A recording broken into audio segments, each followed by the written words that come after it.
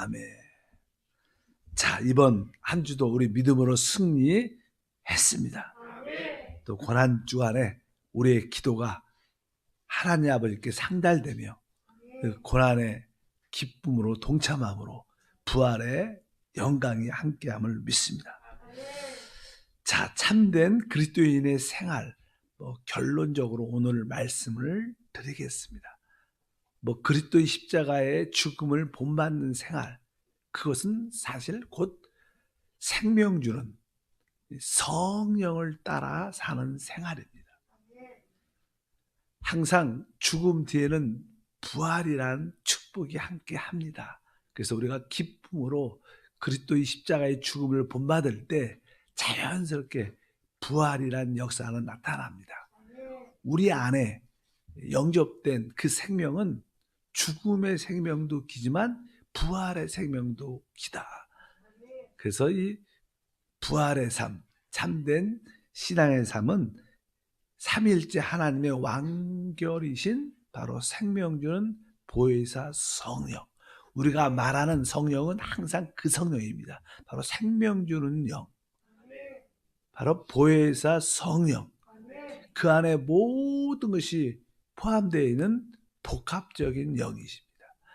그런 말씀을 계속 나눴습니다. 그래서 우리가 하나님을 객관적으로만 알면 안 되고 하나님을 우리 안에 주관적으로 우리 안에서 역사하신 그 하나님을 우리가 이해하려면 우리 하나님께서 당연하게 어떠한 성육신이라는 또 이 땅에서 인생, 그분의 십자가의 죽으심, 부활이란 그런 과정을 통해서 완결되신 생명 주는 영이시다. 그 성령은 오늘도 충만하길 바랍니다. 그러면 이제 우리 주님께서 특별히 이제는 부활하신 날, 우리 주님은 우리 첫 번째 마리아가 주님을 뵙기 때문에 그분을 깨닫고 나서 그분을 이렇게 만지려고 할 때 우리 주님께서 나를 만지지 말라. 내가 지금 아버지께 올라가지 않았다. 그러면서 그런 말씀을 하시는데 그 말씀이 우리 요한복음 20장 17절에 그런 말씀이 기록되어 있죠. 예수께서 이르시되 나를 붙들지 말라. 내가 아직 아버지께로 올라가지 아니하였노라. 너는 내 형제들에게 가서 이르되 내가 내 아버지 곧 너희의 아버지 내 하나님 곧 너희의 하나님께 올라간다 하라 하시니. 여기 보면 우리 주님께서 그냥 처음으로 부활하시고 나서 우리 주님은 이 땅에 계실 때 항상 하나님을 아버지라고 불렀어요. 왜? 그분의 생명을 갖고 있기 때문에. 근데 그냥 보통 그냥 주님의 제자들, 왜 이스라엘 백성은 그렇게 하나님을 아버지라고 부르지 못합니다. 그냥 하나님이라고 불렀는데 이제 예수님이 부활하시고 나서 처음으로 오늘 말씀해 보니까 내 아버지 곧 너희의 아버지 이렇게 말씀하시면서 그분의 죽음과 부활을 통해서 우리에게 그분이 생명으로 오시는 것을 말씀합니다. 자, 생명과 성령은 같은 것입니다. 그래서 성령의 인격은 생명인데 바로 주님께서 이제 그날 밤에 제자들에게 오셔서 말씀하시죠. 바로 성령을 받으라. 그래서 말하는 그 성령이 바로 그 성령입니다. 우리가 요한복음 7장에 보게 되면 그 이야기를 잘 알 수 있습니다. 특별히 명절 끝날에 주님께서 목마른 자는 다 내게 와서 마시라. 그러면서 주님께서 이렇게 말합니다. 7장 39절에 이는 그를 믿는 자들이 받을 성령을 가리켜 말씀하신 것이라. 예수께서 아직 영광을 받지 아니하셨으므로 성령이 아직 그들에게 계시지 아니하시더라. 이것은 예수님이 아직 죽음과 부활을 통과하지 않았죠. 곧 주님이 죽으시고 부활하시고 우리에게 주어질 바로 그 성령을 말씀하는 겁니다. 원래 그 전부터 성령은 계셨지만 이제 모든 삼일째 완결이신 그 성령을 우리가 체험할 때 참된 하나님을 체험하는 것이다. 이렇게 우리가 알고 이 성령에 대한 이해를 한 번쯤은 가져봐야죠. 우리가 그동안 공부도 많이 했지만 바로 이 생명 주는 보혜사 성령, 삼일째 하나님의 완결이신 그 성령, 이 성령을 다양하게 언급합니다. 그래서 영이란 단어가 많이 나오죠. 첫 번째 영이란 단어는요, 요한복음 첫 번째가 아니고 요한복음 4장 24절에 이렇게 말합니다. 하나님은 영이시다. 이렇게 말. 하나님은 영이시다. 하나님은 영. 그러니까 하나님의 본질은 뭐예요? 영이라는 거예요. 하나님의 본질. 하나님을 우리가 설명할 때 그분은 어떠한 분이신가? 뭐 그분은 여러 가지 속성도 있죠. 뭐 사랑이시고 빛이시고 의로우심도 있지만 하나님의 본질 그 자체는 뭐냐면 영입니다. 그래서 하나님은 영이시다. 이렇게 우리가 이해를 해야 되고, 두 번째는 이제 창세기 1장 2절에 기록되어 있어요. 보면 땅이 혼돈하고 공허하며 흑암이 깊음 위에 있고 하나님의 영은, 여기냐는 하나님의 영 나옵니다. 아까는 하나님은 영이라고 그래요. 이거는 하나님의 영. 하나님의 영. 이것은 하나님의 영은 수면에 운행한다. 사실 하나님이 영이시지 않으면 그분은 이렇게 움직이지 못하죠. 이론적으로. 그래서 하나님이 이렇게 운행하시고 역사하시고 우리 가운데 움직이실 때 그런 의미로서 그분은 뭐예요? 영이십니다. 그래서 하나님은 영이시다. 그래서 여기 운행이란 그런 단어도 나옵니다. 보통 우리가 어떤 축구 선수가 있다. 축구 선수가 있다. 그러면 우리가 보통 그 청년을 보통 그냥 예를 들어서 누구라고 말합니다. 아, 그 청년? 아, 누구야? 이렇게 말할 수 있지만 그가 운동장에서 선수로서 운동을 할 때는 그는 청년이기도 하지만 또 뭐예요? 축구 선수이기도 합니다. 운동할 때는. 마찬가지로 하나님의 영이라는 것은 그분이 바로 모든 것을 활동하실 때, 역사하실 때 그분은 영으로 하신다는 그런 의미를 갖고 있습니다. 그 다음에 이 구약에는 또 하나 이제 하는 여호와의 영이라는 단어가 나와요. 그래서 이 여호와라는 단어는 하나님께서 이 사람과의 관계를 설명할 때, 사람과의 관계가 이루어질 때 항상 여호와 하나님께서 우리에게 사람들의 역사할 때는 항상 여호와라는 단어가 붙게 돼요. 여호와의 영. 그래서 이 사사 시대에도 이 사사들에게 뭐 하나님의 영이 임했다 이렇게 말하지 않고 여호와의 영이 임했다 이렇게 말해요.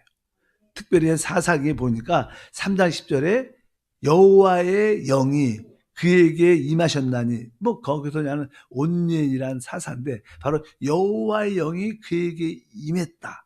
그러니까 그가 이스라엘의 사사가 됐다니까 하나님의 영이 바로 사람들에게 임할 때 여호와의 영이라고 표현하고, 또 뒤에 보니까 한 6장 34절도 마찬가지입니다. 여호와의 영이 기드온에게 임하시니, 그래서 여호와라는 영이 임할 때는 바로 나에게 직접적인 관계가 형성될 때 하나님의 영을 설명하는구나 이렇게 말씀을 합니다. 그리고 나서는 사실 구약에는 아까 말씀한 것처럼 뭐 하나님의 영 이런 단어, 또 여호와의 영 이런 두 단어밖에 없습니다. 신약에는 다양하게 언급하죠. 신약에서 첫 번째 나오는 단어가 아니라 우리가 말하는 성령이라는 단어입니다. 성령.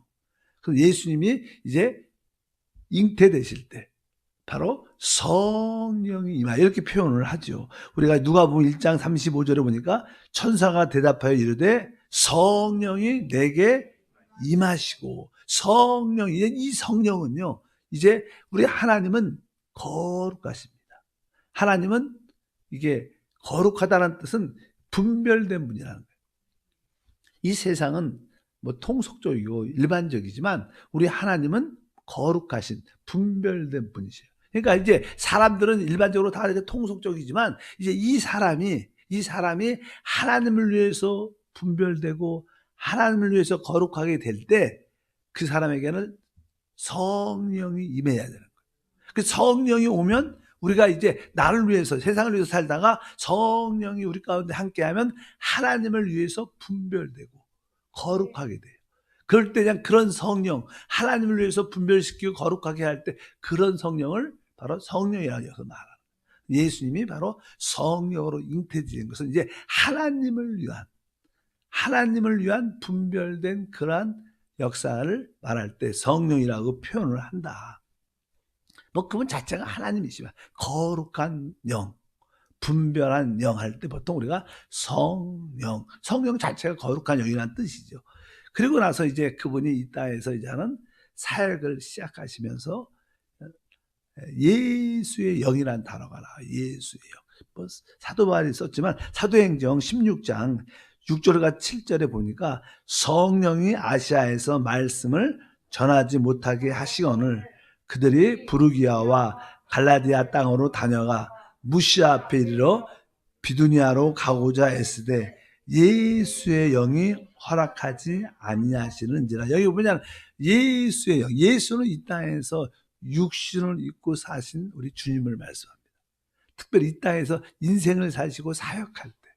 그래서 우리가 예수를 본받는다, 예수를 따른다. 그러면 그분의 모든 삶을 본받고 따르려면 그분이 겪으신 어떤 고난과 환난과 그 과정을 우리도 알아야 됩니다. 그래서 예수란 단어는 이 땅에서 고난받는 그런 의미가 강조가 많이 되어 있어요. 그래서 나는 여기 사도 바울이 고난받을 때 예수의 영이, 그래서 사도 바울이 지금 예수의 영으로 말미암아 충만해서 이 땅에 주님이 겪은 모든 고난을 기쁨으로 받아들이는 그런 영을 할 때, 우리가 예수를 따른다 할 때는 우리에게 뭐가 필요해? 이 땅에서 예수를 따르려면 우리에게 예수의 영이 필요한 거예요. 예수님이 겪으신 그런 것을 우리가 체험하고 또 그러한 삶을 살 수 있도록 이끌어주는 그 영, 바로 예수의 영이라는 표현이 또한 기록되어 있습니다. 그리고 나서 이제 그분은 부활하시죠. 그래서 그분은 부활하셔서 주와 그리스도가 되셨는데, 그래서 이 부활을 강조할 때는 그리스도의 영 이렇게 강조합니다. 로마서 8장 9절이죠. 만일 너희 속에 하나님의 영이 거하시면 너희가 육신에 있지 아니하고 영에 있나니 누구든지 그리스도의 영이 없으면 그리스도의 사람이 아니라. 여기서 나는 사도 바울은 이 말씀을 기억할 때 첫 번째 뭐냐, 너희 속에 하나님의 영. 하나님의 영은 창세기에 나와요. 1장 2절에. 그러니까 창세기에 나오는 하나님의 그 영이 사실은 똑같은 영이라는 거예요. 그 영이 여기 보면 뭐라 그래요? 그리스도의 영이라는 단어를 또 써요. 그냥 처음부터 그리스도의 영이라고만 다 쓰지 않고 처음에는 하나님의 영이 너희 안에 거하시면, 이렇게 하나님의 영을 이야기하고 그 하나님의 영이 결국 뭐예요? 그리스도의 영이라는 거예요. 바로 이 그리스도의 영이 뒤에 보니까 뭐였어요? 그리스도의 사람이 아니라 그리스도라는 거예요, 사실은. 여기 나오는 단어 하나님의 영, 그리스도의 영, 그리스도, 이분은 다 사실은 똑같은 우리 하나님이십니다. 표현을 그렇게 하는 겁니다. 그러니까 그 창세기에서 모든 것을 창조했던 그 하나님의 영이 곧 죽음과 부활하신 그리스도의 영이고, 그 그리스도의 영이 곧 그리스도다. 이런 것을 이 사도 바울은 이 성도들에게 이해시키려고 이렇게 글을 쓴 겁니다. 여기 나오는 그리스도의 영은 바로 부활하신, 바로 주님을 말할 때, 부활의 역사를 강조할 때 그리스도의 영으로 충만하다. 여러분도 능력 있는 삶을 살려면 어떤 영이 필요해요? 바로 그리스도의 영이 필요합니다.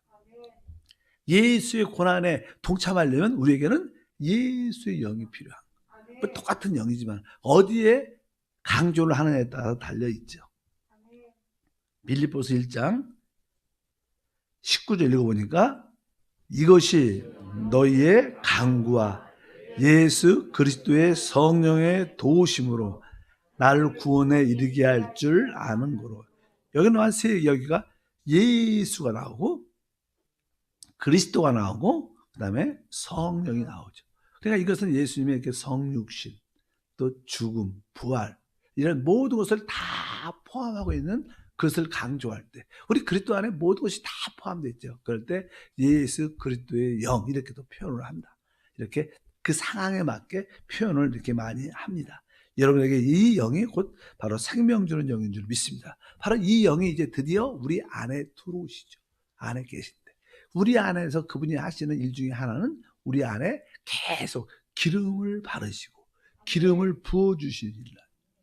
그래서 나는 기름 부은 영 이렇게 말씀하죠. 고린도후서 1장 21절을 보니까 우리를 너희와 함께 그리스도 안에서 굳건하게 하시고 우리에게 기름을 부으시는 하나님이시다. 그러니까 우리 안에서 기름을 부으시는 하나님, 바로 기름 부으는 그 성령을 말씀합니다.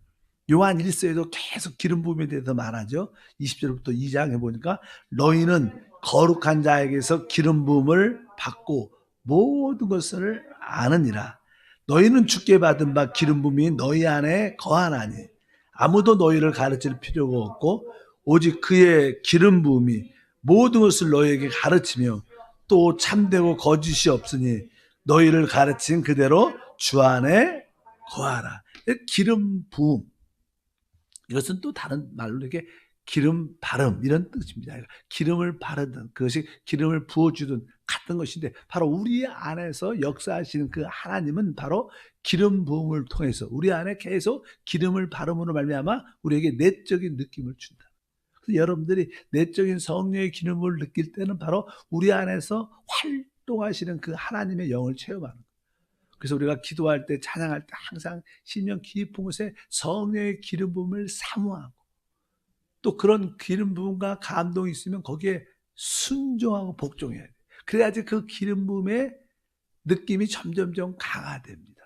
근데 처음에 있는 기름 부음에 우리가 처음에 무시하고 순종하지 않으면 그 기름 부음이 느낌이 약해지고 나중에는 그런 느낌을 상실해요.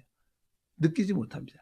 강권적으로 하나님 특별한 급할 때만 이렇게 느껴지지 보통 때는 우리는 보통 때 항상 내 안에 성령의 기름 부음을 사모해야 돼.